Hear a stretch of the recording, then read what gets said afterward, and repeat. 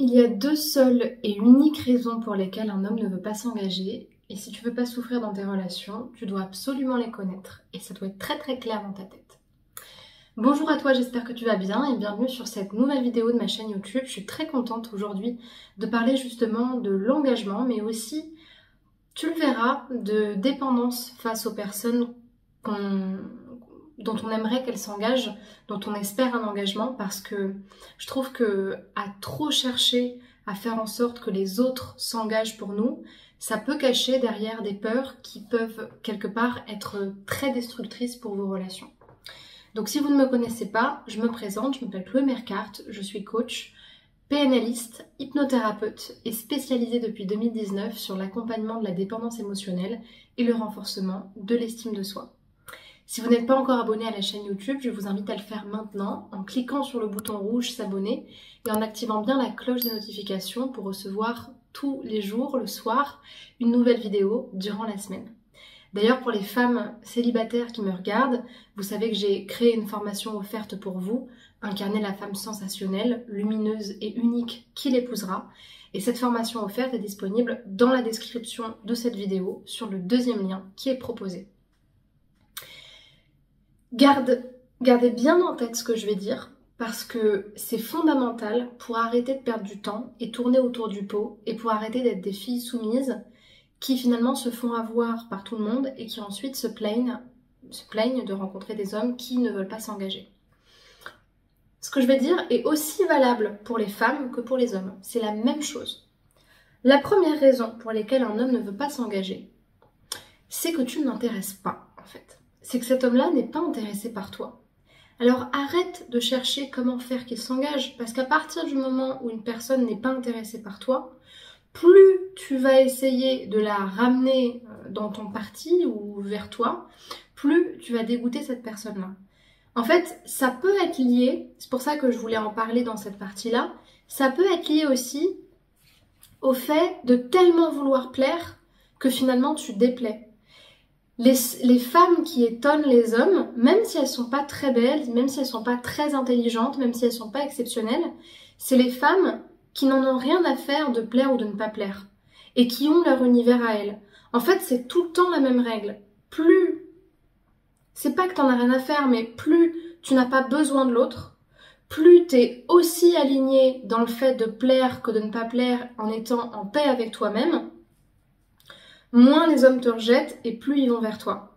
Parce qu'on a besoin de désirer, d'admirer la personne avec qui on est. Et que quelque part, quand une personne se plie en 72, comme dirait une des personnes que j'ai accompagnées lors d'une séance, si on se plie en 72 pour quelqu'un, c'est pas attirant en fait.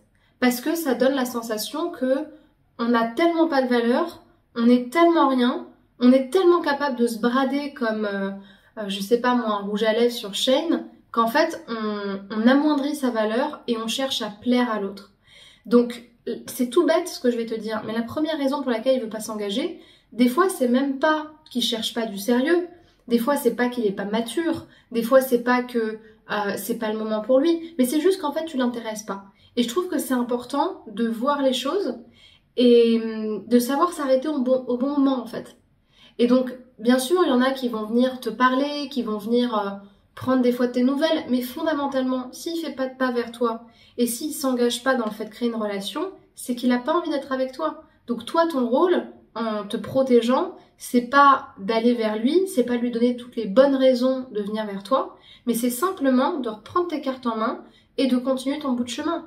À partir du moment où tu as proposé des choses, où tu as été sympa, où tu as clairement tendu des perches, à moins qu'il soit complètement autiste, c'est qu'il, a priori, il veut pas revenir vers toi. Donc, sache le prendre comme une information et arrête de trouver des explications là où il n'y en a pas. C'est comme les personnes qui, j'en ai beaucoup en coaching, qui parlent à des hommes sur les réseaux sociaux ou sur les applications de rencontres, et je le comprends, sont étonnés quand les hommes ne répondent plus. Je comprends. Franchement, t'as parlé pendant des semaines à un mec, il t'a donné rendez-vous et finalement du jour au lendemain il te ghoste. Je comprends. Mais à un moment donné, quand la personne ne vous répond pas, ça veut dire qu'elle ne veut pas répondre. À moins qu'elle se soit fait sillonner les mains et qu'elle soit en incapacité de vous répondre. Et encore, quoique, elle pourrait donner le téléphone à son voisin pour vous apporter un élément de réponse. Ce que je veux dire par là, c'est qu'à un moment donné, ça sert à rien d'aller chercher midi à 14h.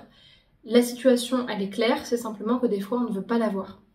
Deuxième situation pour laquelle un homme ne veut pas s'engager, et pour moi, vous pourrez me dire ce que vous voulez, elle est fondamentalement liée à la première, à moins qu'il fasse un travail sur lui, ce qui est possible, ce qui arrive, c'est que la personne, elle n'est pas prête à s'engager.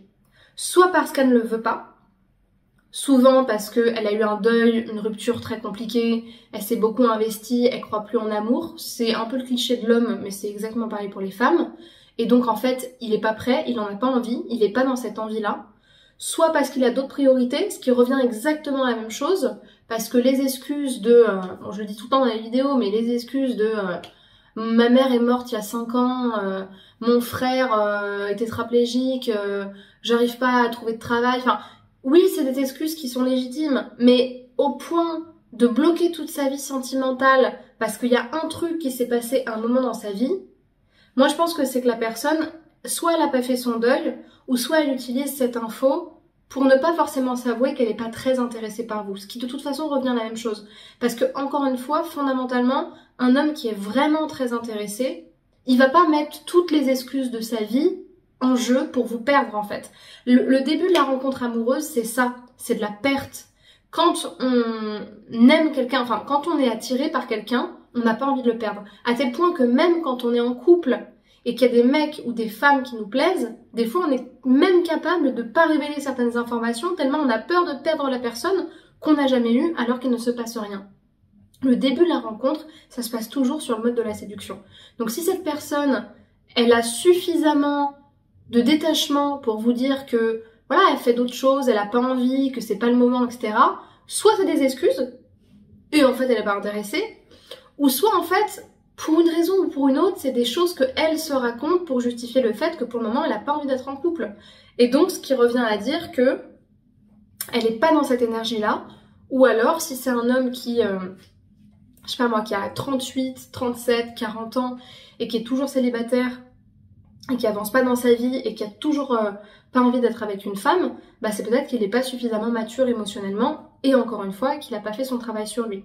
Maintenant, dans cette deuxième situation, quelqu'un qui voit votre valeur, qui a envie d'être avec vous et qui prend conscience du blocage de sa situation, en travaillant sur lui, va pouvoir débloquer la situation. Mais ce n'est en aucun cas à vous de faire ce travail-là. Si vous avez aimé la vidéo, je vous invite à me laisser des commentaires dans le chat pour que je puisse répondre à vos questions et lire vos remarques.